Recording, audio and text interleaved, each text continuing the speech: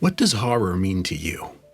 Over the years, horror has been defined and redefined, over and over. The word horror means the quality of something that causes feelings of fear, dread, and shock. How we interpret that fear, dread, and shock varies, and that's why the horror genre has media ranging from gory jump scares to unsettling slow burns that linger long after the credits have rolled.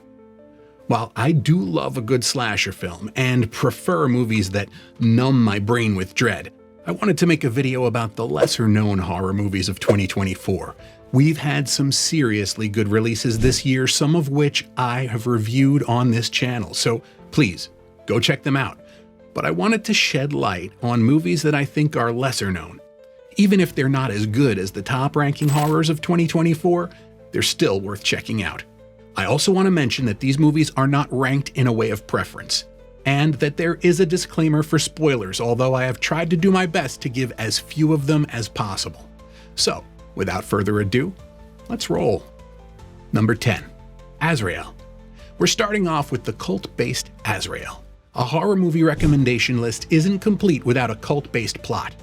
Suspiria, Midsummer, Martyrs, and the iconic Texas Chainsaw franchise all have compelling cult-centric plots, and for me, many recent ones can't match up to it. Azrael doesn't quite succeed, but the movie left an impression on me, so I had to add it here. The movie features Samara Weaving. The Ready or Not star plays the role of a mute prisoner of a cult that has escaped and is now being chased across a post-apocalyptic world to avoid recapture. The premise, although interesting, was largely left up to interpretation. For me, Azrael reads like a fan fiction based on a cross between A Quiet Place and Texas Chainsaw Massacre, but had plot holes that were forgotten to be patched. I'm adding it here because I think for a blind, one-time watch, it's utterly fascinating. I personally think that this movie could do with sequels because there's so much that the first movie leaves us with that there's opportunities to build more movies out of it. Number 9. In a Violent Nature. In a Violent Nature is a movie with a lot of diverse opinions. There's people who praise this movie for its brilliant use of tension and serial killer POV, while there's others who claim it's boring. I'm someone who's somewhere in the middle, honestly. In a Violent Nature features your typical plot of dumb campers coming across an urban legend and stirring it from its slumber, whereupon it continues to terrorize them in a brutal fashion. Nap time is sacred, guys. Please. But while the plot is nothing to write home about, the take on it is. Accompanying Johnny throughout the film, you're some ghostly specter doomed to watch innocent people die at the hands of a serial killer with mommy issues. Does make for interesting viewing, even if Johnny doesn't have a sexy back like Jason. Also, the yoga kill. No. I will not elaborate. It's honestly one of the main reasons why you should watch this movie. If you like a low-stakes plot with its fair share of amazing, brutal kills, head on over and watch it. You can watch In a Violent Nature on Shudder. Number 8. Cuckoo. Horror that leaves you scratching your head has become par for the course for the past decade. If you like movies similar to True Crimes and Annihilation that require more than one viewing, and some reading to understand, Cuckoo is one you should consider watching. The movie follows the story of Gretchen, who was forced to leave America after the death of her mother to live with her father and her new stepmother and stepsister. The movie had a solid first act, an okay-ish second act, and a completely nonsensical third act. But I will still urge you to watch it because A. Hunter Schafer. I personally think Hunter should do more horror movies because her performance in Cuckoo was really amazing to watch. And Dan Stevens, as the shady resort owner, was the icing on the cake to this. Even if the movie might have a third act that pushed it into the lesser-known category, it still deserves a watch. The themes of the movie revolve around generational trauma, reproductive rights, and sisterhood. And since it is a Tillman Singer production, don't expect it to make any concrete sense, and just enjoy the ride. You can rent or buy Cuckoo on Apple TV and Amazon Video. Handling the Undead. Fans of Let the Right One In are going to love Handling the Undead. That's why it's number 7 on this list. Let the Right One In is based on the vampire novel by John Ajvide Lindquist, which focuses on a young boy dealing with bullying, who ends up befriending his strange neighbor. The movie is a fresh take on the vampire trope and focuses on themes such as loneliness, isolation via peers, the need for human connections, and, well, fear. Handling the Undead has been dealt with a similar approach. The plot is based on the book by John Ajvide Lindqvist once again, but this time we're dealing with zombies, my favorite. In a small town in Oslo, the dead start coming back to life. Conflicts arise between the authorities and the locals when the deceased of the protagonist return. The movie deals with the themes of loss and grief and how we as humans deal with things beyond our comprehension. The reason why this movie isn't as popular is because it avoids the typical take on a zombie film. I think that's why it's been passed over in favor of others, and that's why I think it deserves one viewing. It's really an emotional watch, and you'd appreciate it. You can stream Handling the Undead on Vudu, Google Play, and Prime Video. Number 6, The Corpse Washer. Asian horror will take you places where it would be ill-advised to go without a gun. Some silver bullets, a cross, and some holy water, and prayer. Lots of prayers.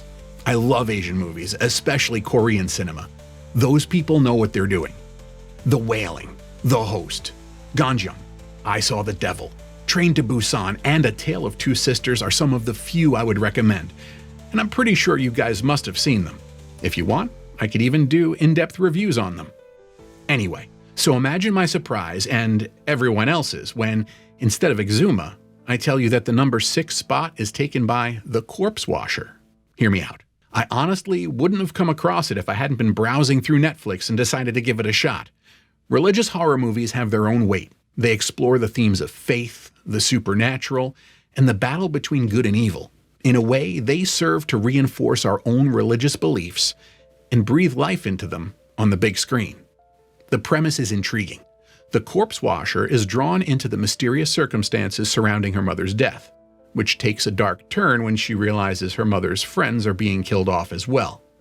The movie's plot isn't anything to write home about, and the possession scenes are a bit goofy, but weirdly terrifying, and the oppressive and tense atmosphere of the film kept me on the edge until the very end. You can stream The Corpse Washer on Netflix. Number 5, Oddity.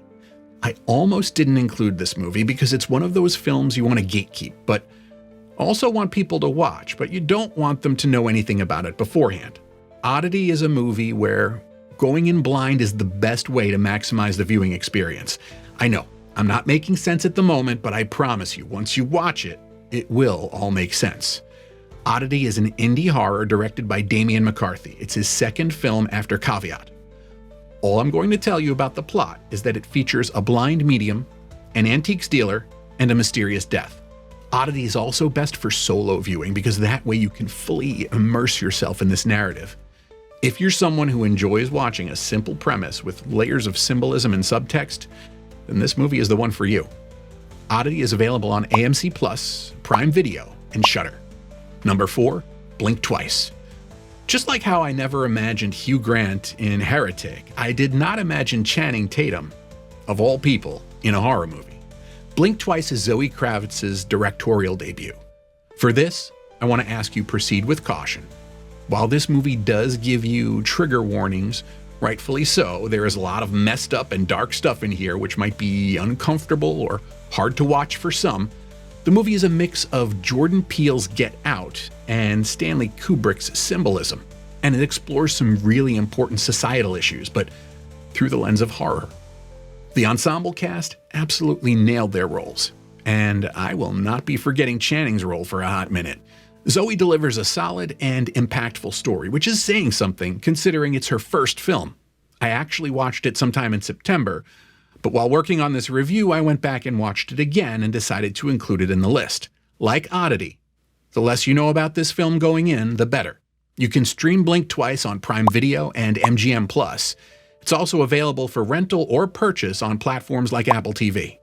Number 3, Exhuma. I didn't stand a chance with Exhuma.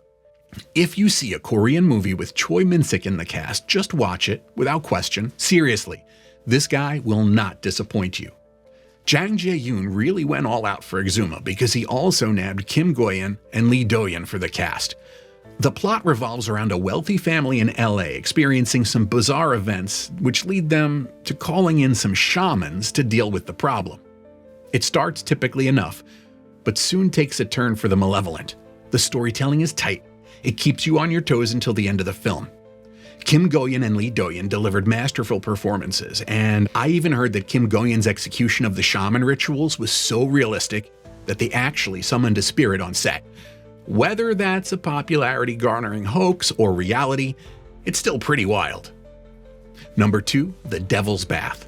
Coming up on number 2 is The Devil's Bath. Well, not a horror film in a traditional sense, this movie still leaves the viewer reeling with questions while battling intense feelings of paranoia and squeamishness. The film starts in a shocking manner and maintains the ominous and despairing attitude until the end. One's heart can't help but ache for the protagonist, the wide-eyed and innocent Agnes, who is subject to an unhappy marriage, a suspicious mother-in-law, and the weight of unrealistic expectations. Expectations which are still placed on women today. Set against the backdrop of a supremely superstitious community. Interestingly enough, the title of the film, The Devil's Bath, was a phrase used to refer to depression. Mental illness and religion don't mix. This movie proves that.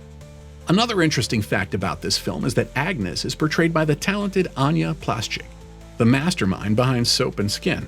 If I haven't convinced you to check it out just yet, maybe this little tidbit will help. Number 1, Abigail. Anyone who's seen Abigail will understand why it has been placed on the top of this list. The plot is campy, yet fresh, and unhinged in the best way. A group of kidnappers abduct the daughter of a popular underworld figure for ransom, except there's a twist.